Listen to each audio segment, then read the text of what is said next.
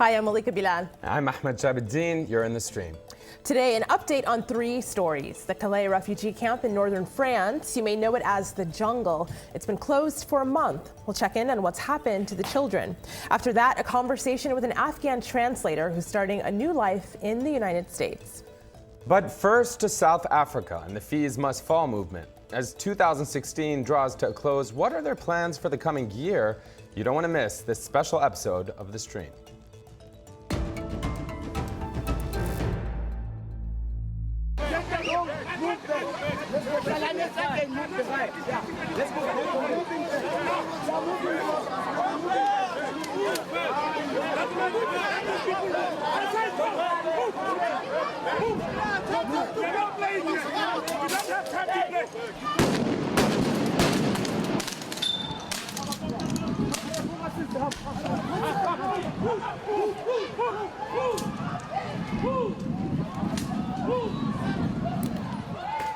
South African university students are not giving up their fight for free education. That video was just one of the many protests happening around the country on campuses. In 2016, students kept fee increases at bay, but as 2017 approaches, a possible 8% fee increase has given the protests fresh momentum. Now, the video you saw earlier was the moment leading up to one protester, Shaira Kala, being shot by rubber bullets. Shaira is a student activist at the University of the Witwatersrand, also known as WITS, and she joins us now. I want to start on my laptop with this headline. I can still picture the anger in their eyes when they shot me. Quoting you there, Shaira. Then I want to move over to these pictures that you gave us. This is you lying on your stomach there on a hospital bed, and another slight smile there in the hospital. Can you tell us what happened to you? So I think, it's difficult to talk about what happened at that particular moment. But what I do want to say is that, when the incident happened, we had our hands up. We posed no threat whatsoever. And many times people justify police actions by saying that students are violent. And this clearly shows that students were not, in fact, violent, and that there's been so many other incidents that I myself have witnessed as a student leader, where completely unprovoked students are sleeping in their residence rooms, and girls, their rooms are invaded by private security and police. They're shot at a close range. Even in the video that you saw, I've spoken to medical legal experts, and they've told us that according to best practice internationally, police are not supposed to shoot directly at a crowd, and they're also not supposed to shoot at students or at protesters, rather. They're supposed to shoot at the ground. And so the cases of police brutality in South Africa in the Fees Must Fall movements are vast. We've seen also that students have been arrested. Right now, there's a student from Durban who has stayed in prison for 2 months now, and he was denied bail twice. So police brutality, private security brutality, repression in the form of arrests and suspensions show that the universities and our government are working hand in hand to repress the movement.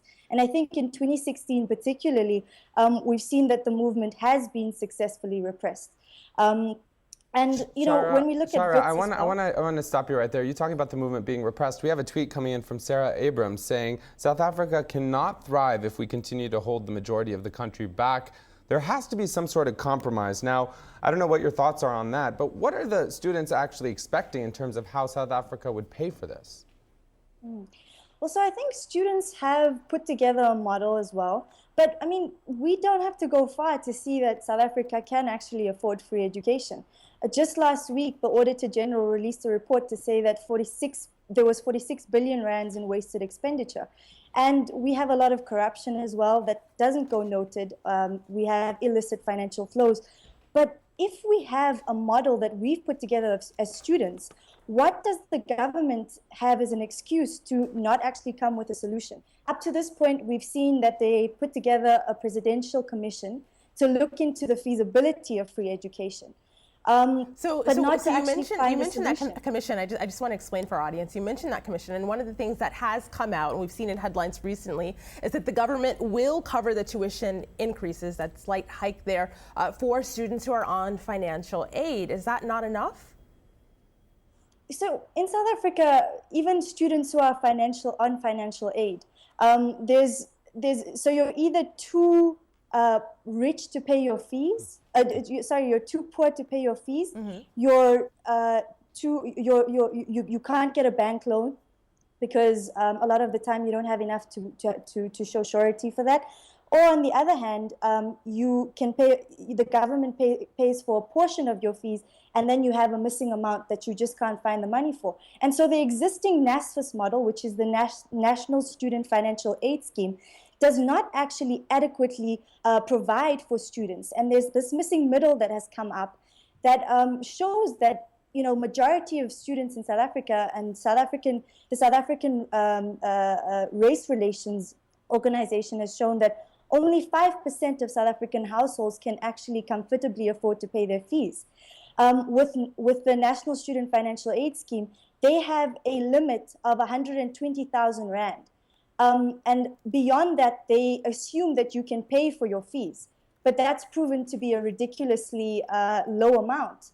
And so these kind of issues are addressed in the model that we put together to show that NSFAS, in fact, is not a solution. And we as students have moved beyond talking about a fee increment, and we actually want to focus on free education. Because if we continue to talk about a fee increment, then we're treating a symptom and not the problem in itself, which is the fact that most people can't afford education, higher education. And when you talk about people not being able to afford it, you also spoke a little bit about the haves and have-nots, the inequality of this, really. We have a video comment coming in from Jody Williams. Shira, I want you to take a listen to this. Listen to this. I think that the movement has been very much successful in changing the types of conversations that we have on our campus and not on our campus. But at my university, specifically at Stellenbosch University, I think that we are very, very far from that. We are up against a very, very difficult and a very, very traditional institutional culture that has no time for the kind of dialogue that we are asking for. Shira, I mean, when you hear that, what comes to mind? A lot of critics saying that this is really about the privileged few, and that students at other universities have a very different experience. They get the same attention. They don't get the same attention. Yeah, I mean, I think that when we look at WITS and UCT and even Stellenbosch as a historically white university, right, all three of those that I mentioned, historically black universities don't get as much attention. And so, for example, it took a university like WITS to shut down for this to spark a national conversation and to spark a national shutdown because of the kind of coverage we had and the privilege that we had as a historically white university. Historically black universities have been protesting for years, and they don't get the same kind of attention. But I think what we need to really ask here is, can South Africa afford to not afford free education? Because I think that the kind of mentality we're seeing is that, we don't want to invest in this because we don't have money for it. But I think if we keep up with that mentality and we make the poor fight for the crumbs at the table of the privileged, we won't actually move forward as a developing nation. And we see that all developing countries Shira, at their height. When you talk about moving forward, that begs a question that a few of us here have had, and I know people online have had as well. I want to pivot to this comment we got from George. George says, the movement, we can surely say, hasn't been successful on the picket lines, but we're reshaping strategy. In 2017, there will be resurgence. January 2017 is make or break. Make or break, is that how you view this? Where does the movement go from here? So I think as a movement, the Fees Must Fall movement has come about organically. And so the movement belongs to no one but everyone at the same time. And moving forward, what we need, the challenge for us is to bring in broader society. So right now, the struggle is limited at university students. But we have a bigger problem with education in South Africa. So we need to go in and bring high school students into the conversation. We also need to go to trade unions because this is a working class issue as well. And really, when we speak about the privilege of historically white universities, WITS is to TUT and other historically black universities what Paris is to Beirut. So even internally within the movement, we need to bridge these gaps that clearly exist. And I think that we really have a long way moving forward. Thank you there is a long way to go because those are big goals there. We wish you good luck with them. We have to leave this part of the conversation here, but we want to thank you for joining us today. We'll continue to keep an eye on the Fees Must Fall movement in the new year. Okay, guys, turn on your smiles and wave.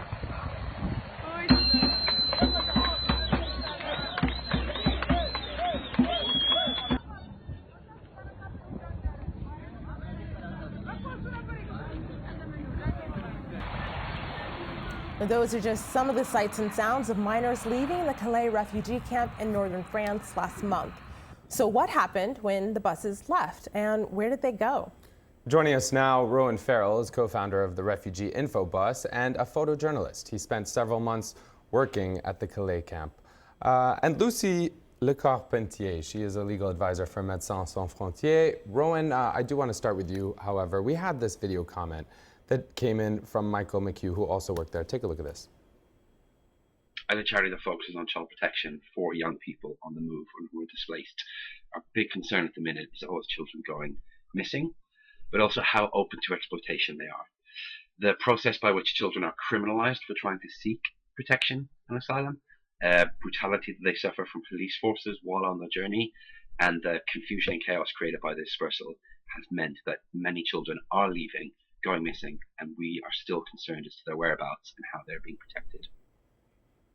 So Rowan, he worked with the Refugee Youth Service, which put out, or found, I should say, that 1 out of 3 children were missing after the closing of the camp. What can you tell us about what's happened since then? So we know that the refugees, up to about 1,500 from the camp, were dispersed to about 80 of these accommodation centres. So it is from these accommodation centres that Michael is talking about, this 1 in 3 figure.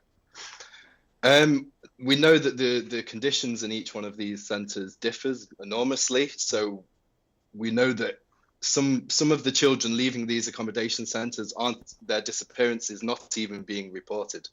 So the staff don't even follow it up. They don't even tell the police that kids are missing.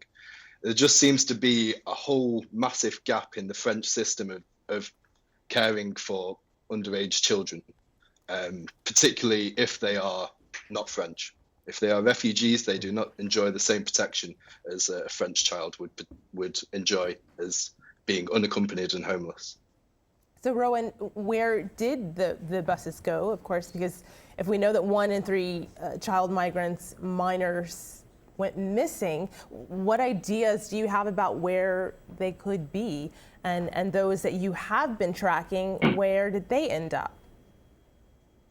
Well, a large proportion of these children already have the legal right to go to the UK under family reunification. So they have close family in the UK. They are unaccompanied minors in France. They have a legal right to go to the UK.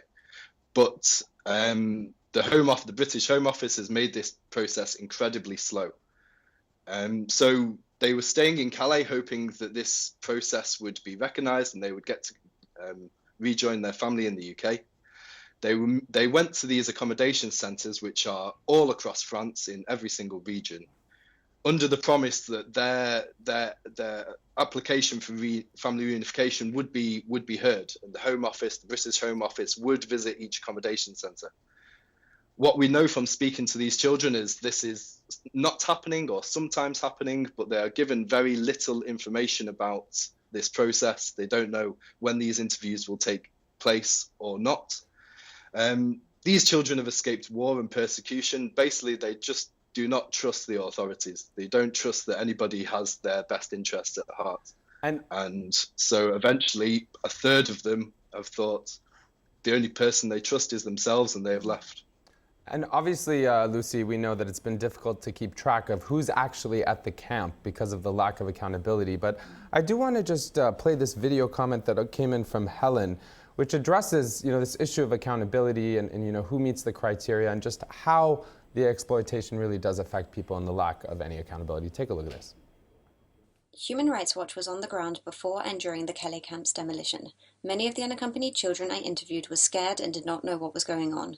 The closing of the camp failed unaccompanied children due to practical barriers to registering, arbitrary age assessments, and a lack of accurate access to information.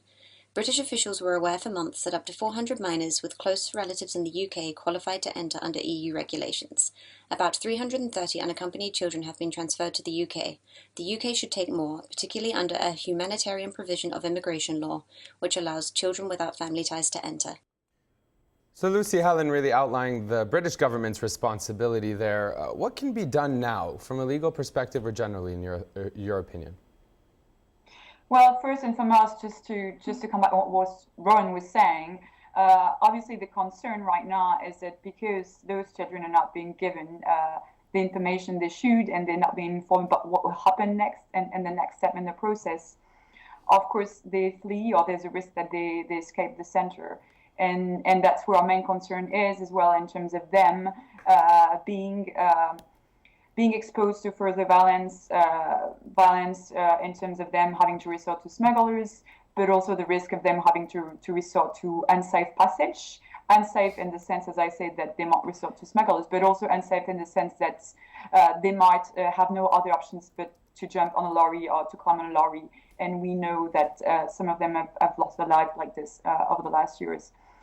So I'd say that's our first concern. But in terms of the legal and the safe passage for them, I'd say that well, there's the Dublin Free Agreement, of course, which means that those with family relatives staying legally in the UK are entitled and should be able to join the family in the UK. But what we've seen over the last year in the Calais camp is that the authorities have done very, very little on both sides, on the French and the British side, so that those with family could actually join their family.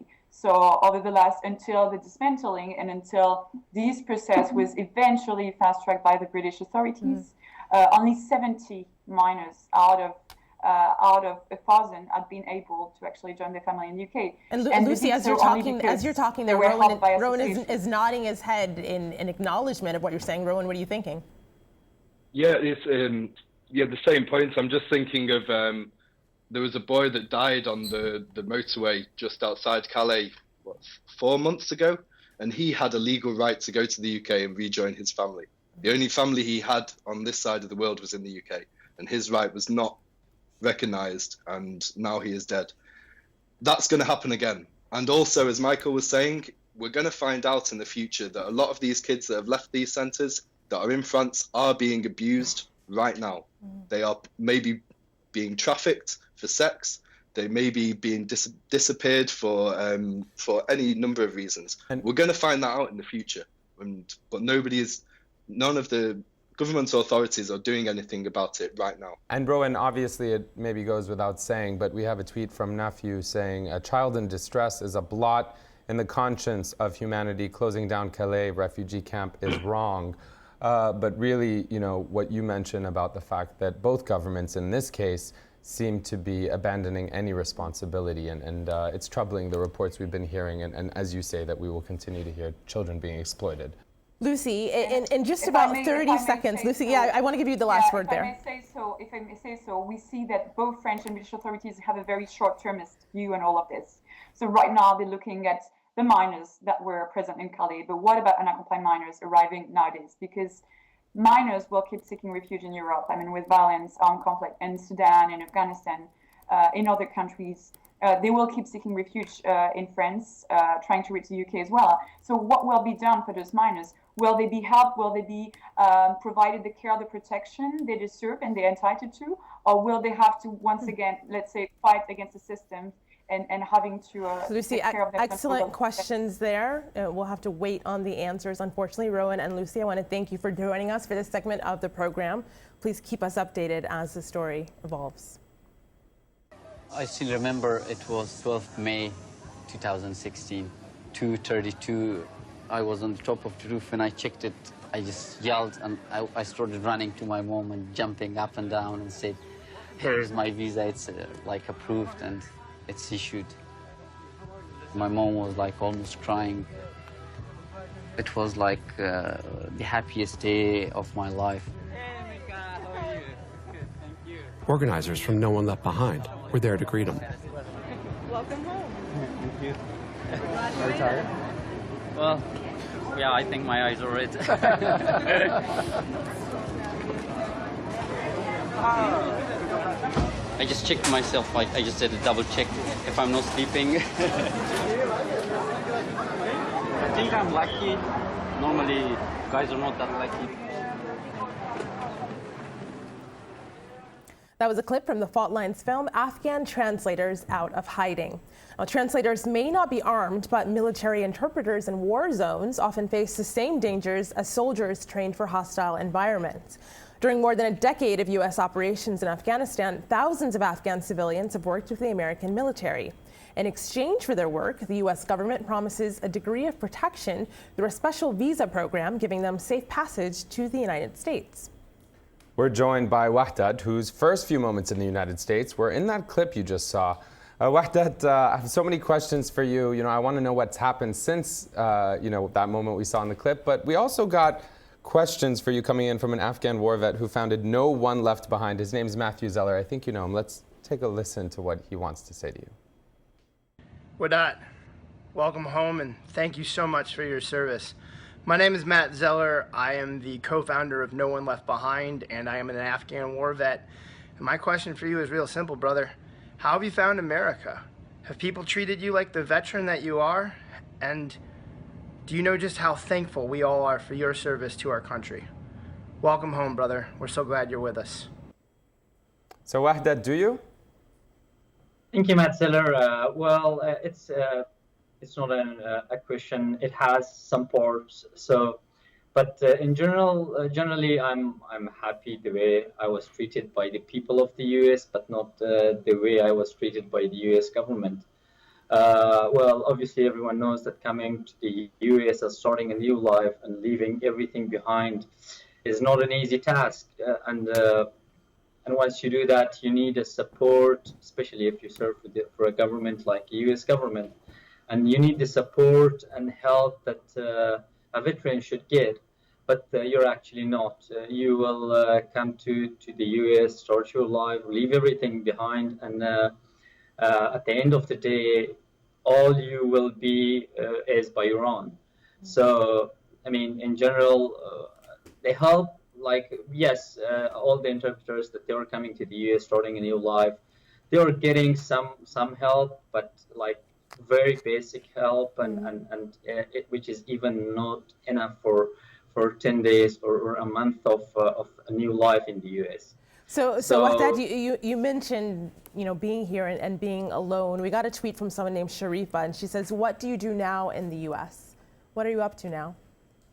Well, currently I'm lucky. I have some friends in the U.S. and they helped me during my first days, and they helped me finding the job, and they helped me staying in their house for a while, because I was provided a house, which first I arrived to DC and I was provided an apartment, with 4 guys, 1-bedroom apartment, and the apartment was full of bed bags. Then I had friends in Texas, and they called me and they volunteered to help me. So I was lucky that I was helped, and I was in much better situation than most of the rest of the interpreters that they were newly coming to the U.S. are. So, but what I'm doing right now is I found a job in security industry, and I'm working in a security company. Are you liking it? Do you feel like you have a circle of people you can trust and call on if you need them? In the U.S., I have a couple of friends, but normally I'm in touch with them. Wahdat, there are several people online who are welcoming you here and happy to see you in safety. We're out of time. We're going to leave it there, but thank you so much for joining us and updating us on your story. For those of you at home, let us know which stories you want an update on. #AJStream.